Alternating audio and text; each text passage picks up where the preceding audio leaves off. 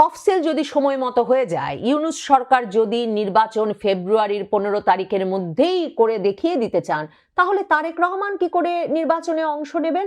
একদিকে তিনি তার যুক্তরাজ্যে থাকার সুযোগ ছেড়ে কিছুতেই দেশে আসতে চান না, অন্যদিকে এখন তো অসুস্থ মা তার সঙ্গে রয়েছেন। খালেদা জিয়া খুব শিগগিরই সুস্থ হয়ে 7 তারিখের মধ্যে তার ছেলের বাংলাদেশে ফেরবার উপায় হয়ে যাবে, সেটা ভাববার তো কোনো কারণ নাই। রাজত্ব, রাজ্য, সিংহাসন, ক্ষমতা, নেতা কর্মী সমর্থকদের ভালোবাসা, রোগশয্যায় মা, সকলেই অপেক্ষা করছিলেন তারেক রহমানের জন্যে।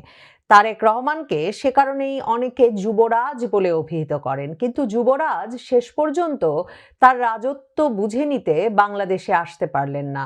আসলে ব্যাপারটা এর চেয়েও অনেক ঘোরতর রাজনৈতিক সংকটের জন্ম দিতে পারে বাংলাদেশের জন্য। কারণ তারেক রহমান যে আসতে পারলেন না বাংলাদেশে, বিএনপির নেতৃত্ব যার হাতে, তিনি যে বাংলাদেশে আসতে পারলেন না, সেই সমস্যাটি শুধু একটা মানবিক সমস্যা নয়। মানে গুরুতর রোগশয্যায় থাকা মাকে দেখতে পুত্র 11-12 দিনেও সিদ্ধান্ত নিতে পারলেন না যে যুক্তরাজ্যে থাকবার স্থায়ী যে অধিকার তিনি পেয়েছেন রাজনৈতিক আশ্রয়ের আবেদনের মাধ্যমে এবং বাংলাদেশি পাসপোর্ট জমা দিয়ে, সেই আবেদন উঠিয়ে নিয়ে যে স্থায়ীভাবে বসবাসের সুযোগ তিনি পেয়েছেন সেটাকে তুচ্ছ করে তিনি আবারও বাংলাদেশি পাসপোর্ট বা বাংলাদেশ থেকে একটা ট্রাভেল পাস নিয়ে বাংলাদেশে ফিরবেন কিনা, এমন একটা গুরুতর সিদ্ধান্ত যে তারেক রহমান নিতে পারেন নাই 11-12 দিনে, তাতে সবচেয়ে যেটা স্পষ্ট হয়েছে সেটা হচ্ছে 2024-এর আগস্টের পর থেকে বিএনপির নেতৃবৃন্দ বারবার বলেছেন বটে যে তারেক রহমান ফিরবেন, খুব শিগগিরই ফিরবেন, আগামী মাসেই ফিরবেন, এ মাসেই ফিরবেন, আগস্টেই ফিরবেন, এবছরের 5ই আগস্ট ফিরবেন, 7ই নভেম্বরের মধ্যে ফিরবেন, কিংবা ডিসেম্বরে ফিরবেন, আর এখন বলে বেড়াচ্ছিলেন তফসিলের আগে ফিরবেন, তফসিলের আগে ফিরবেন। কিন্তু আসলে তারেক রহমান বরাবর জানতেন তিনি ফিরবেন না, তিনি কিছুতেই যুক্তরাজ্যে তার নিরাপদ আশ্রয় ছেড়ে বাংলাদেশে যাবেন না। কাজেই একটা প্রতারণার অনুভূতি শুধু যে বিএনপির মানে ভক্ত, নেতা, কর্মী, সমর্থকদের মধ্যে দানা বেঁধে উঠেছে কিংবা একটা হাহাকারে রূপ নিয়েছে, ব্যাপারটাকে সেভাবে ভাবলে আসলে চলবে না। এই যে তারেক রহমান আর কখনো দেশে ফিরতে পারবেন কিনা তা নিয়ে যে সন্দেহ, মানে ধারণা তো করা যায় তিনি আসলে হয়তো ফিরবেন না, এই যে সন্দেহ, তার মানে দাঁড়াচ্ছে বাংলাদেশের রাজনীতির অনেক হিসেব নিকেশ পাল্টে যাবে এর মাধ্যমে। আমরা এখন যখন কথা বলছি তখন সব ঠিক থাকলে খালেদা জিয়ার গুরুতর শারীরিক অবস্থায়, সংকটজনক অবস্থায়, যেটাকে তার দলের সূত্রেই জানানো হয়েছে তিনি ভেন্টিলেশনে আছেন, লাইফ সাপোর্টে আছেন, এমন গুরুতর অবস্থায় তাকে বিশেষজ্ঞ বিদেশি চিকিৎসকদের তত্ত্বাবধানে কাতারের আমিরের পাঠানো এয়ার অ্যাম্বুলেন্সে করে লন্ডনে তার পুত্রের কাছে নিয়ে যাওয়া হচ্ছে। একরকমের সকলেই বুঝতে পারছেন এটা আসলে একরকমের মুখ বাঁচানোর, মানে মুখ রক্ষার একটা উদ্যোগ হিসেবে, ফেস সেভিং একটা ইনিশিয়েটিভ হিসেবে এই সিদ্ধান্তটা শেষ পর্যন্ত নেওয়া হলো। কারণ ওই যে বাংলাদেশের সমাজে যেহেতু এই বিষয়টি একটা হাহাকারে রূপ নিয়েছে, যে যেখানে বাংলাদেশের শত শত হাজার হাজার লাখ লাখ শ্রমিক ভাই বোনেরা কেঁদে ফেরেন যে মা বাবার শেষ সময়ে, অসুখের সময়ে থাকতে পারেন না, অনেক সময়ে তারা তাদের চাকরি বাজি রেখে তাদের শেষ সম্বলটুকু খরচ করে দেশে ফিরে আসেন মায়ের বা বাবার মুখটা শেষবারের মতো দেখতে। সেই দেশের নেতা, এমন একজন রাজনৈতিক নেতা, এমন একজন পুত্র কি করে বাংলাদেশের সবচেয়ে মনোযোগের কেন্দ্রে থাকা একটি পরিবারে থাকলেন, যিনি কিনা এই বিপদের সময় এমন একটা সিদ্ধান্ত নিতে পারেন না যে আমার মায়ের বিপদ হলে আমি যে কোনো কিছু বাজি রেখে দেশে ফিরে যাব। অনেকেই খুব বোঝানোর চেষ্টা করছেন, বোদ্ধা ভাব ধরছেন যে একজন রাষ্ট্রীয় মানে দায়িত্ব নিতে যাবেন যিনি একজন জাতীয় নেতা, তারেক রহমানের কথা বলছেন, তাকে নাকি অনেক ভেবেচিন্তে সিদ্ধান্ত নিতে হয়। কাজেই এসব ভেবেচিন্তে সিদ্ধান্ত নেওয়ার ফলে তার আবেগের বশবর্তী হয়ে দেশে ফিরে আসার কোনো উপায় নেই। বাংলাদেশের সাধারণ জনগণ, মানে আমরা যারা কম বুঝি, তারা প্রত্যেকেই বলবো, যেই রাজনৈতিক নেতা পরিবারের জন্য বিদেশের স্থায়ী আবাস ছেড়ে বাংলাদেশে ফিরতে পারেন না, সেই রাজনৈতিক নেতা আসলে দেশের জন্য কতটুকু ঝুঁকি নিতে পারবেন আর দলের জন্যই বা কতটুকু ঝুঁকি নিতে পারবেন। মানে তারেক রহমানের ঝুঁকিটা কি? সরকার তো তার নাম জারি করে তাকে 1.5 বিঘার একটা বাড়ি বুঝিয়ে দিয়েছে গুলশান অ্যাভিনিউ এর ওপরে। সে বাড়ি জোবায়দা রহমান সাজিয়েও গেছেন এবছর মে মাসে শাশুড়ির সাথে দেশে ফিরে। মানে 11-12 দিনে লন্ডন থেকে এমন একটি প্রভাবশালী পরিবার, যাদের অর্থের চিন্তা করতে হয় না, বিত্তের চিন্তা করতে হয় না, দেশে ফিরলে কি করবেন, কি করে খাবেন এসবের চিন্তা করতে হয় না, কোথায় থাকবেন চিন্তা করতে হয় না, সেই পরিবারের একমাত্র পুত্র কিনা মায়ের পাশে এসে দাঁড়াতে পারলেন না। কিন্তু এই আবেগ বা এ ধরনের আলাপ, তাতেই কি আসলে তারেক রহমান কবে দেশে ফিরবেন এই আলাপটা আপাতত মাটি চাপা দেওয়া যায়? কারণ মনে করে দেখেন, যেটা বলছিলাম, বিএনপির নেতারা বলে আসছিলেন তিনি তফসিলের আগে ফিরবেন। তফসিলের আগে না ফিরলে তিনি ভোটার হতে পারবেন না, আর ভোটার না হতে পারলে তিনি আসলে নির্বাচনে অংশ নিতে পারবেন না। কাজেই রাজনৈতিক গুরুত্ব আছে তারেক রহমান ফিরতে পারেন কি পারেন না সেটার।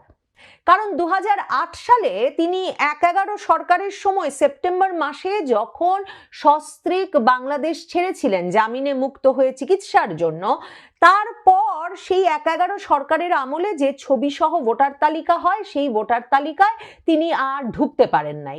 কাজেই তারেক রহমানকে ভোটার হতেই হবে এ দফার নির্বাচনের আগে।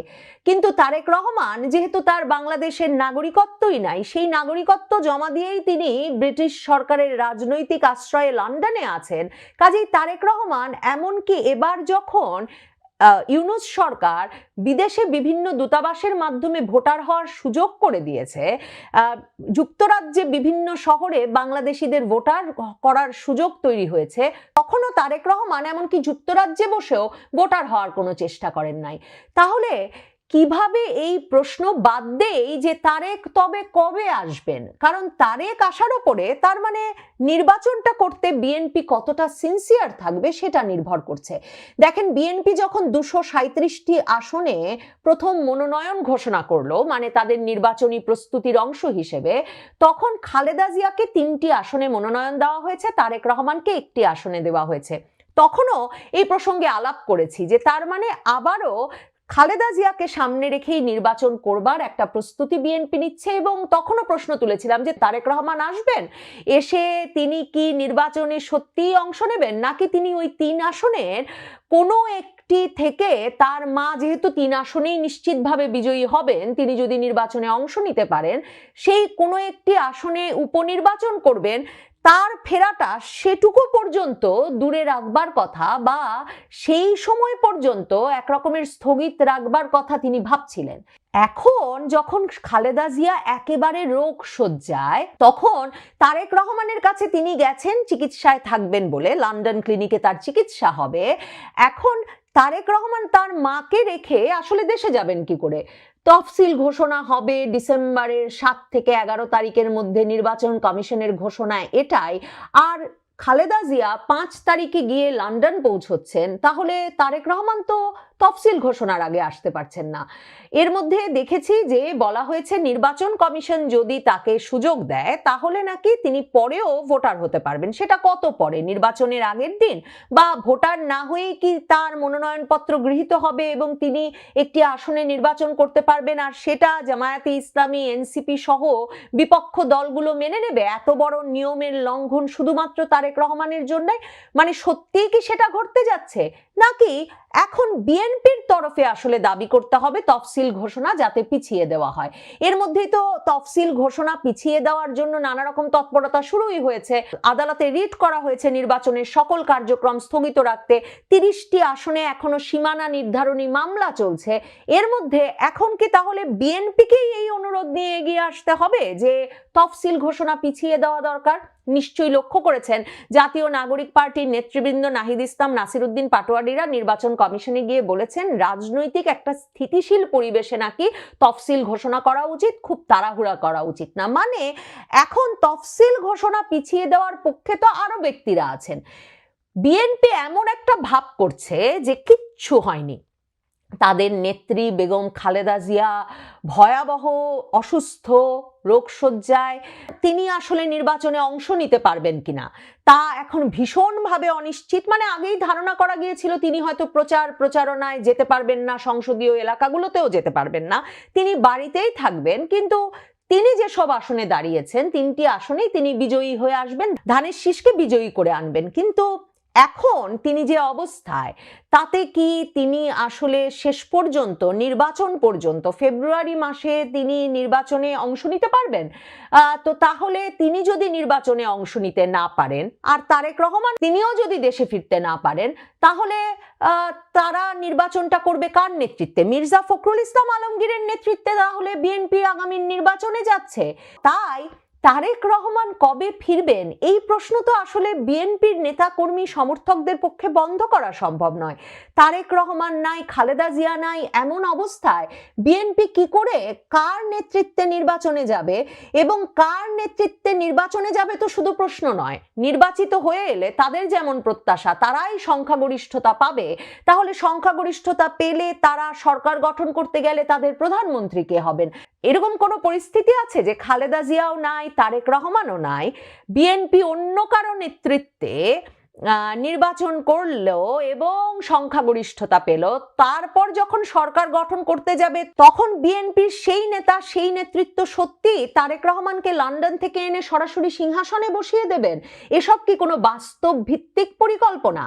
বাংলাদেশের রাজনীতির সব হিসাব নিকাশ একরকমের পাল্টে গেছে খালেদা জিয়া পুত্র তারেক রহমান দেশে ফিরতে না পারার কারণে।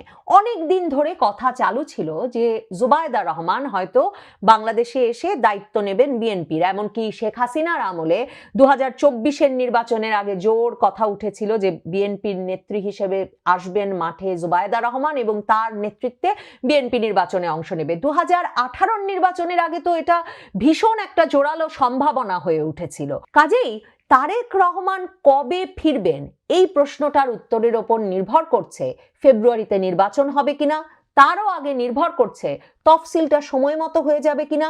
তফসিল যদি 7 থেকে 11 তারিখের মধ্যে না হয় তাহলে ফেব্রুয়ারির 15 তারিখের মধ্যে নির্বাচন হওয়ার সম্ভাবনা নাই। ফেব্রুয়ারির 15 তারিখের মধ্যে নির্বাচন না হলে এরপর রোজা, কোরবানির ঈদ, এসএসসি, এইচএসসি পরীক্ষা, বর্ষা মৌসুম, এই মিলিয়ে আগামী বছর নির্বাচন হওয়ার আলাপটাও ডিসেম্বরের আগে আর শুরু করা যাবে না।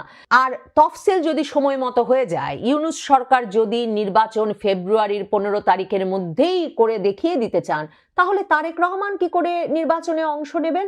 একদিকে তিনি তার যুক্তরাজ্যে থাকার সুযোগ ছেড়ে কিছুতেই দেশে আসতে চান না, অন্যদিকে এখন তো অসুস্থ মা তার সঙ্গে রয়েছেন।